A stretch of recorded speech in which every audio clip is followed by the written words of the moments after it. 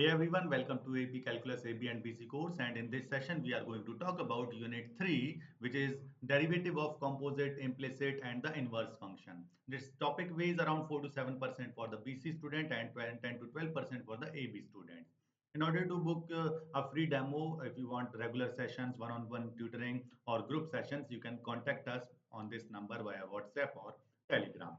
Okay, so let's start with the Unit 3. These are the following topics in our Unit 3, where we will learn how to differentiate the composite, implicit and inverse functions. So we will start with the chain rule, and we will discuss implicit functions, how to find the derivatives of that and so on. Okay, so let's talk about the derivative formulas. By the way, these formulas are also given to you in your formula booklet as well, but it's good if you memorize these results. Okay, so you need to learn how to differentiate the trigonometric functions and what are the basic derivative rules for logarithmic, exponential and inverse trigonometric functions. Okay, so let me tell you about the chain rule first. Chain rule says if you are differentiating a composite function, in that case, you have to differentiate the inner function as well. For example, if I go back to the derivative of sine x, what is that? The derivative of sine x is cosine x. But instead of x, if I say you have to take the derivative of sine of 7x squared. Okay, the argument or the angle is 7x squared, so its derivative is not cosine x this time. Okay, for that what you can do, let's consider this 7x squared as something t. Okay, because your function is a composite function. Okay, so now we are getting sine t, right? So we have d over dt of sine t, and then we have to take the derivative of that t with respect to x as well. So this part is the portion that we are talking about using the chain rule. Basically, we have to calculate the value of derivative of sine 7x square with respect to x. But here we wrote it like derivative of sine t and differentiated the t again, where t is what? 7x squared. So we have the values of both of these. The derivative of sine t with respect to t will be cosine t, right? So cosine t times the derivative of t with respect to x. This is t. Its derivative with respect to x. Using the basic derivative rule, it will become 7 times 2 times x raised to the power 1, or simply, yes, 14x. Now replace this t also. Okay, this t will be replaced by our function that was 7x squared, and hence the answer. So the derivative of sine 7x squared is nothing but cosine 7x squared times 14x. So in short, you have to take the derivative of inner function. Okay, with the help of some examples, I'll show you. See, log of 7x cube plus 2 sin x. The inner function is this. The parent function is what? Natural log of t. Let's call it t. So what will be the derivative of this thing? Its derivative will be, first you have to use the log derivative, which is derivative of natural log of x is just 1 over x. So 1 over this inner function whole thing, which is 7x cubed plus 2 sin x. Now we have to multiply the result by the derivative of inner function. So this is the inner function. What is the derivative of this inner function? Apply the rules directly. So 7 times 3x squared, that gives us 21x squared. You can look for my previous sessions also if you have any doubt in these, because here I'm using the derivative formula for, let's say, a times x raised to the power n, that is a n times x raised to the n minus 1. So 21x squared, then plus sine. Now the derivative of 2 sine x. 2 is a constant number, so stays as it is. The derivative of sine x is simply cosine x. And that's my answer. Okay. The answer is 21x squared plus 2 cosine x whole divided by this 7x cube plus 22 sine x. Okay, so you can simplify it and you can rewrite this in the standard form like this, whole divided by 7x cube plus 2 sine x. So in this way you have to take the derivative of composite functions. Okay, and we also call it chain rule. So let's say this one. Here what we have, the original function is, we have x raised to the power 3 plus x minus e raised to the x whole to the power what, 1/3. It's a cube root, right? So what's the inner function? Try to find it. Yes, this whole thing is the inner function. This is x raised to the 1 by 3. So here, in order to take its derivative, first I will apply this rule that gives me 1/3 comes out and reduce this power by 1. So x cubed plus x minus e raised to the x whole raised to the power 1 by 3 minus 1. That gives us 2 by 3 with a negative sign. Later we will do it. Then multiply it with the derivative of inner function. So what's the derivative of x cubed? Yes, 3x squared. Derivative of x, 1. And the derivative of e raised to the x is simply e raised to the x only. That's it. So in this way, you can take the derivative of composite function. And now you can try the remaining questions. Okay. If you find a difficulty or have any doubt in any of these questions, feel free to ask me. Okay. In all these questions, you just have to apply the composite functions or the chain rule. Okay. Now let's talk about the implicit function. You remember in the while doing this chain rule, what we did actually, our function, if our function is let's say y squared, okay, let's call it y squared. So we have some function of x comma y as say x squared plus y squared minus 2xy plus 7. So what we have in here, we have a function f in terms of both x and y, right? Okay. So if we have to take the derivative of these kind of things, how to take the derivative? Or implicit functions basically we are talking about.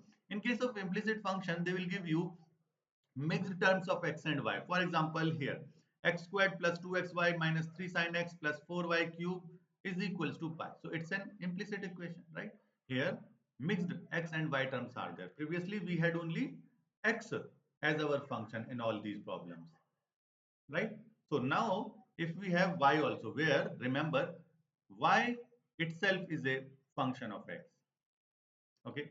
So in order to write dy over dx, we also represent it by f prime x, right? Or f dash x or f prime x.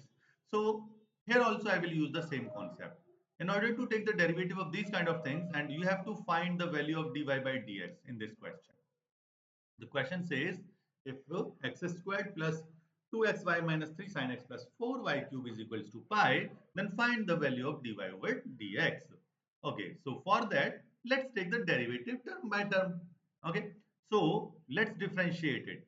So when I differentiate it, I have to take the derivative of x squared plus I have to take the derivative of twice. So 2 is a constant number. So I can take 2 outside and the function is xy only.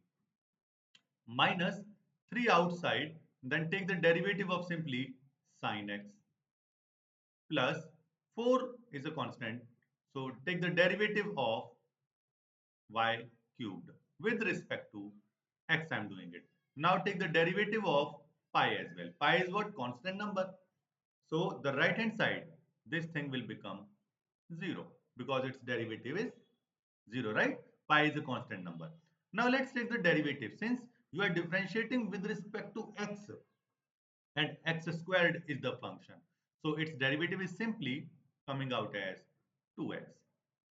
Now for this one, what we have?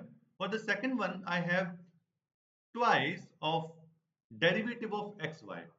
X and y. Y itself is a function of x. Okay, so we have to use the product rule here. You know about the product rule? When two functions are in multiplication, then we have to apply the product rule. So for that, x as it is, take the derivative of y.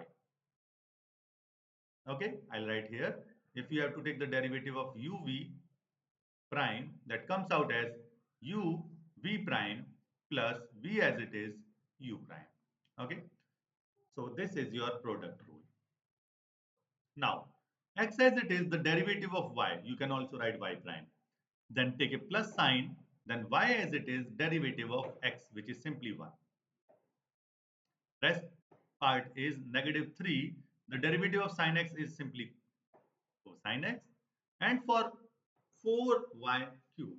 Remember, you are differentiating with respect to x. Y is a function of x itself. So it will become 4 as it is. 3y squared, but chain rule, because y is there. So I have to take the derivative of y with respect to x. This is our chain rule. Okay. So here I am directly using, in the first part, I directly used the formula. In the second part, I am using the product rule because two functions are in multiplication, and here I am using chain rule. Okay. This thing is equals to 0. In the question it says find the value of dy over dx. So collect all the terms which have dy over dx in it. What are the terms that have dy over dx in it? First is this one. So 2x dy over dx, and one term is over here. What is that? Plus 12 y squared dy over dx. Now take all the terms which do not have dy over dx in it and send them to the right hand side. So I have this 2x goes to that side, becomes negative 2x, and also this 2y will become negative 2y goes to the other side, plus 3 cosine x, simply.